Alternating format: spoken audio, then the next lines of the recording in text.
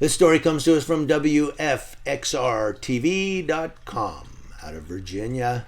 A former Christiansburg police officer has been sentenced to 40 years in prison after pleading guilty to crimes linked to child pornography. Police say that Ethan Michael Havens had 38 saved images of child porn on his phone and also distributed them on Twitter during his time as an officer. Havens will have to register as a sex offender in any jurisdiction where he works or resides following his time in prison. A former Christiansburg police officer convicted of distributing and possessing child porn will spend 3 years in prison. According to Attorney General Mark Herring, 26-year-old Ethan Michael Havens of Christiansburg pleaded guilty to 3 counts of distribution of child pornography and 2 counts of possession of child pornography. Havens was sentenced to 40 years with 37 years suspended, which means he was sentenced to 3 years of imprisonment. 40 years, listen to this, and 37 years suspended. Why? He's a cop. Former cop, but yeah, you know what? He wore the badge. Come on. 37 years suspended. You ever see the movie Mississippi Burning?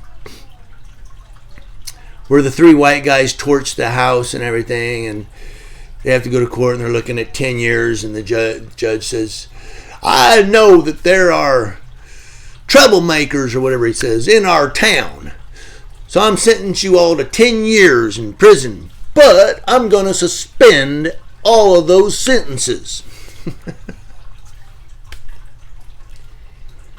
See the correlation there? If you don't, watch the movie.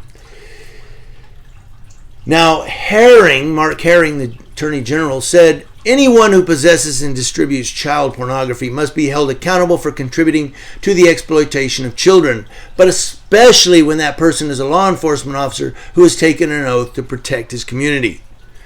My team and I remain dedicated to keeping dangerous individuals off our streets and out of our communities.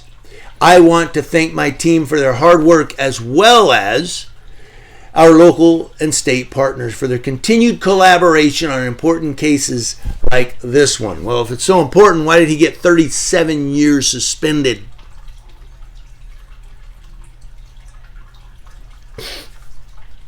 The dude got more than half my age suspended. I don't know why it's that word relevance of that. Anyway, according to court documents, I don't know what that was. According to court documents, evidence showed that Haven sent images through Twitter. Investigators say they also found dozens of pictures of minors saved on his phone.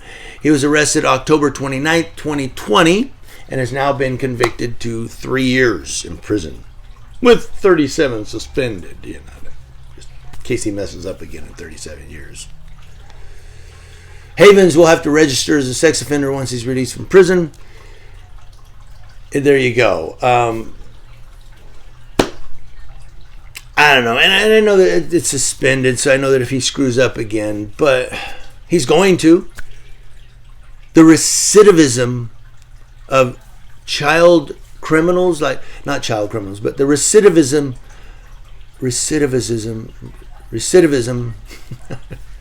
I ain't had my coffee yet, guys. I'm still having coffee, okay? But the recidivism rate of people who are convicted of these crimes is well over the 50% mark. Well over the 50% mark.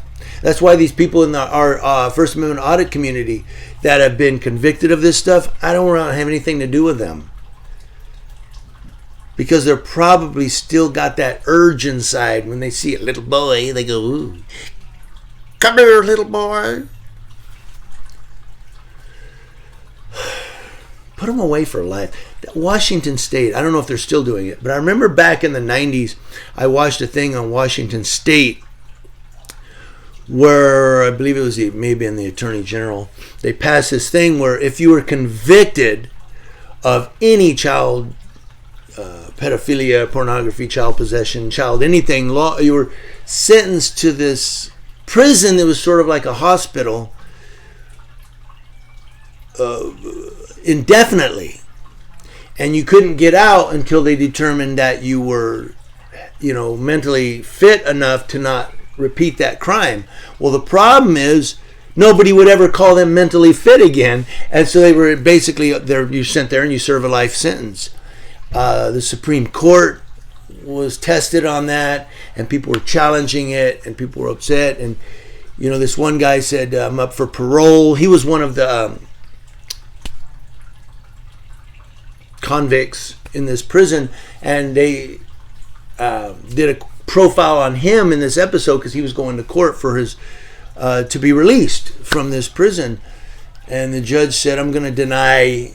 Boom, and he went back for life because I believe I'm going home today.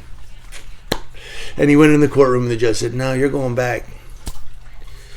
My point is, if Washington State is still doing that, everybody else should follow suit. They go to prison, they're done. You're not coming back. You're a monster. I believe in second chances, but when it comes to that, there's no second chance because the recidivism is too high.